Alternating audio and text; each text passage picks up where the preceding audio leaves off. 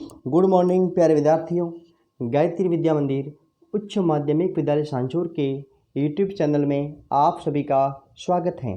प्यारे विद्यार्थियों, आज हम पढ़ने जा रहे हैं कक्षा 7th की संस्कृत व्याकरण का आज का जो प्रकरण है अव्यय प्रकरणम। तो प्यारे विद्यार्थियों, इन्हीं प्रकरण के साथ में मैं मुकेश कुमार वर्मा। तो आज के इस प्रकरण के अंदर आइए हम इस प्रकरण को समझते हैं। इस अव्यय क्या हैं, अव्यय किस प्रकार से कैसे होते हैं, अव्यय क्या कहलाते हैं, इनके बारे में हम कुछ चर्चा करते हैं, पढ़ते हैं। तो आइए इस प्रकरण को हम आरंभ करते हैं। हम इसको आरंभ करते हैं अव्यय निरूपणम। अव्यय के बारे में जानकारी प्राप्त करना, अव्यय से निरूपित होना। अव्यय सबसे पहले अपन पढ़ते हैं अव्यय शब्द का अर्थ। क्या पढ़ते हैं? अव्यय शब्द का अर्थ। अव्यय शब्द का क्या अर्थ है? तो जिस शब्द के अंदर व्यय न हो, यानी खर्च न हो। व्यय का अर्थ परिवर्तन अर्थात बदलाव होता है।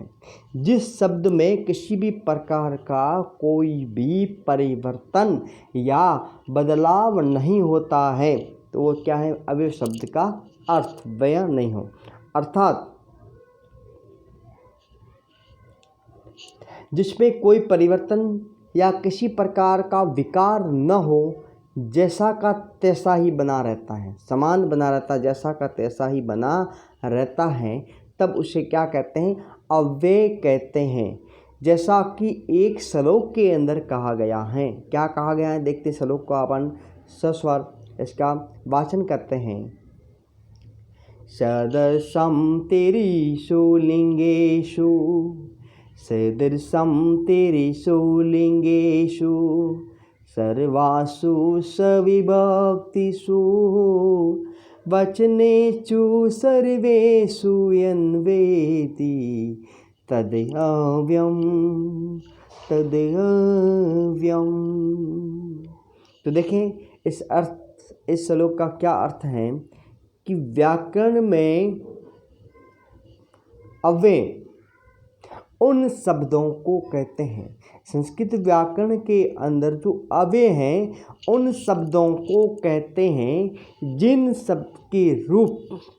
जिनके रूप तीनों लिंगों, अर्थात संस्कृत भाषा में 3 लिंग होते हैं, पुल्लिंग, स्त्रीलिंग और नपुंसकलिंग। सभी विभक्तियों अर्थात 1 से लगा कर के 8 तक क्या है? विभक्तियाँ। प्रथमा, द्वितीया, तृतीया, चतुर्थी, पंचमी, षष्ठी, सप्तमी और संबोधन, ये क्या है? विभक्तियाँ। तो इन सभी विभक्तियों और वचनों में कितने वचन होते हैं संस्कृत भाषा में? 3 वचन, एक वचन, द्विवचन और बहुवचन। इन तीनों वचनों में समान रहते हैं, अर्थात इसमें किसी भी प्रकार के इनके रूप नहीं चलते हैं, सभी प्रकार से समान रहते हैं, अर्थात जैसे के तैसे ही बने रहते हैं। तब वे सब क्या कहलाते हैं? अव्यय कहलाते हैं। अब देखते हैं हम अव्यय के भेद या प्रकार। अव्यय कितने प्रकार के होते हैं उनके बारे में अपन समझते हैं। तो देखें, सबसे पहला जो अव्यय है वह है उपसर्ग। क्या है? उपसर्ग। उपसर्ग के बारे में अपन ने पढ़ा था। तो देखें उपसर्ग क्या है?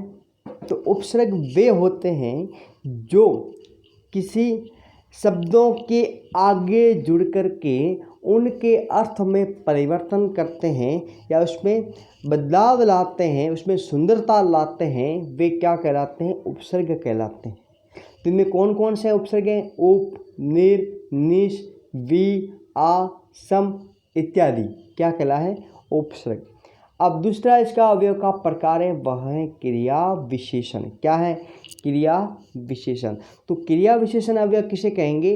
वे शब्द जो क्रिया की विशेषता बतलाते हैं, अर्थात क्रिया की विशेषता को प्रकट करने वाले शब्द क्रिया विशेषण कहलाते हैं। तो देखें, अत्र, तत्र, बहुत्र, सर्वत्र इत्यादि क्या है? क्रिया की विशेषता बताने वाले क्रिया विशेषण शब्द हैं। ये भी क्या है? यहाँ पर अव्यय हैं। तो देखें दूसरा है, तीसरा इनका क्या है? प्रकार समुच्चय बोधक। क्या है? समुच्चय बोधक अव्यय, अर्थात वे शब्द जो दो वाक्यों को आपस में जोड़ने का काम करते हैं, जिसका समूह बनाते हैं, तो इसका है समुच्चय बोधक अव्यय। जैसे यथा, तथा, किंतु, परंतु, च आदि, ये क्या है? अव्यय हैं जो दो वाक्यों को आपस में जोड़ने का कार्य करते हैं। अगला देखें, विस्मय बोधक। विस्मय बोधक अव्यय वे होते हैं जो मन के भावों को बदलते हैं, मन की भावनाएं बदलती हैं। तो जैसे आरे, ये, ओ, आ, हाँ, दिक इत्यादि। इन शब्दों का प्रयोग करने मन में भावना क्या आती है? बदल होते। आश्चर्यजनक शब्द ये कहलाते हैं। तो इस प्रकार के शब्द जो हैं ये भी क्या है? अव्यय हैं। लेकिन कौन से अव्यय हैं? विस्मय बोधक अव्यय कहलाते हैं। तो प्यारे विद्यार्थियों, अव्यय के भेद के बारे में हमने समझा, तो आपको भी समझ में आ गया होगा। इन्हें और भी आप समझने की कोशिश करेंगे। अब देखते हैं हम कुछ अव्यय शब्द एवं उन अव्यय शब्दों के अर्थ। तो देखिए यहाँ पर अत्र, जिसका अर्थ क्या है? यहाँ, कुत्र यानी कि कहाँ, सर्वत्र सभी जगह, यदा जब, कदा यानी कि कब, अद्य आज, इत्थम अधुना अब, इत्थम इस प्रकार, च यानी कि और, अपि यानी भी, शीघ्रम जल्दी, सहसा अचानक, आम यानी कि हाँ, सदा हमेशा। तो प्यारे विद्यार्थियों, ये जो क्या है? अव्यय शब्द हैं। अत्र, कुत्र, सर्वत्र, यदा, कदा, अद्य, अधुना, इत्थम, च, अपि, शीघ्रम, सहसा, आम, सदा। ये सारे क्या है? अव्यय शब्द हैं जो सभी लिंगों में, वचनों में, विभक्तियों में किसी भी प्रकार का कहीं पर भी इन शब्दों के अंदर परिवर्तन नहीं होता है, बदलाव नहीं होता है। ये क्या कहलाते हैं? अव्यय। अब देखते हैं हम इसके अवयवों का वाक्यों के अंदर प्रयोग। अवयवों का किस प्रकार से वाक्यों के अंदर प्रयोग हुआ है। तो यहाँ अव्यय आया है यदा यानी जब, तदा यानी तब। तो देखें, यदा श्री राम आगच्छति तदा अहम गच्छामि। यदा यानी जब, श्री राम यानी श्री राम, आगच्छति यानी आएंगे, तदा यानी तब, अहम यानी मैं, गच्छामि यानी जाऊंगा। जब श्री राम आएंगे तब मैं जाऊंगा। यानी कि इस वाक्यों के अंदर कौन कौन से अव्यय शब्दों का प्रयोग होगा है?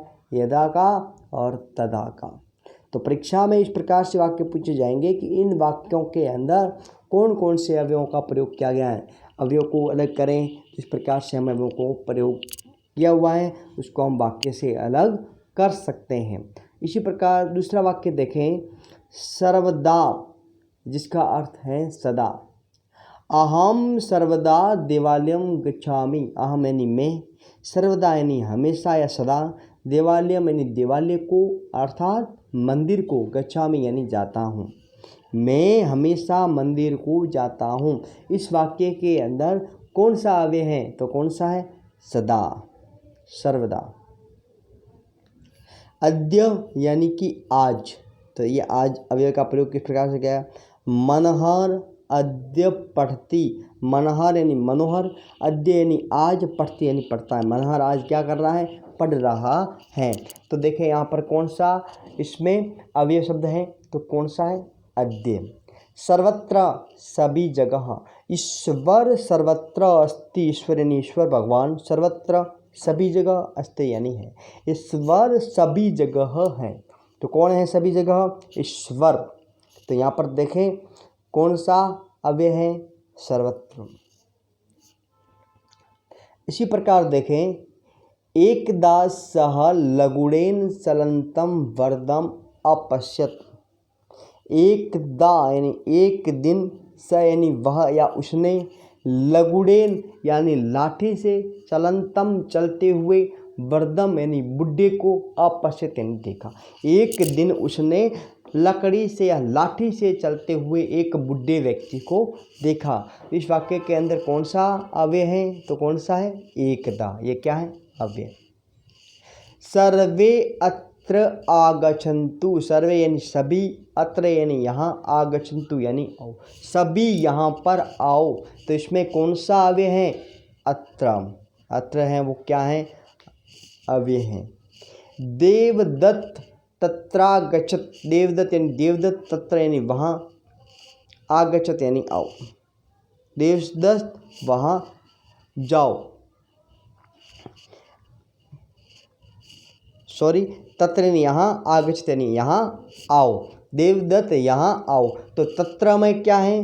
तत्र जो है और गच्छत, तत्र धन आगच्छत, क्या होगा? आगच्छत। तो देखिए प्यारे विद्यार्थियों, यहाँ पर तत्र में पीछे क्या है? अ है, यहाँ पर भी आ है, तो अ और आ मिलके यहाँ पर क्या बना है? आ। तो इस प्रकार का आ जाए तो आपको कंफ्यूज होने की जरूरत नहीं है। इसमें भी कौन सा अव्यय है? अपना तत्र। तत्र जो है वो क्या है? अव्यय है। तत्र आगच्छति, अ और आ मिलकर के क्या बना है? आ। तो यहाँ पर संधि कौन सी हो रही है? दीर्घ संधि, अ का दीर्घ रूप बन रहा है। तो प्यारे विद्यार्थियों, यहाँ पर भी आपको किसी प्रकार की कोई घबराने की जरूरत नहीं है। इस प्रकार से अगर वाक्य आ जाए तो हम आसानी से उनको कर सकते हैं, थोड़ा उनको समझना होगा। तो प्यारे विद्यार्थियों, आज के इस प्रकरण के अंदर आपको ये अव्यय समझ में आ गए होंगे। तो प्यारे विद्यार्थियों, आज के इस वीडियो को आप लाइक ज़रूर करें, और अगर इस YouTube चैनल को पहली बार देख रहे हैं तो आप इन्हें सब्सक्राइब करना भी नहीं भूलें। साथ में सबसे पहले आज के इस अवयव प्रकरण के अंदर आपको इन अवयवों को अच्छी प्रकार से और भी समझने की कोशिश करनी होगी, और उनके बाद में आपकी संस्कृत कॉपी के अंदर इन्हें सुंदर लिखावट में आप इन्हें लिखेंगे। तो प्यारे विद्यार्थियों, और प्रत्येक आपको भी इस प्रकार से 5 उदाहरण इस अवयवों के लिखने हैं अपनी कॉपी के अंदर, और इनको भी लिखना है, इनके साथ में 5 उदाहरण और भी लिखना है। तो मिलते हैं अपन अगले वीडियो के अंदर। धन्यवाद।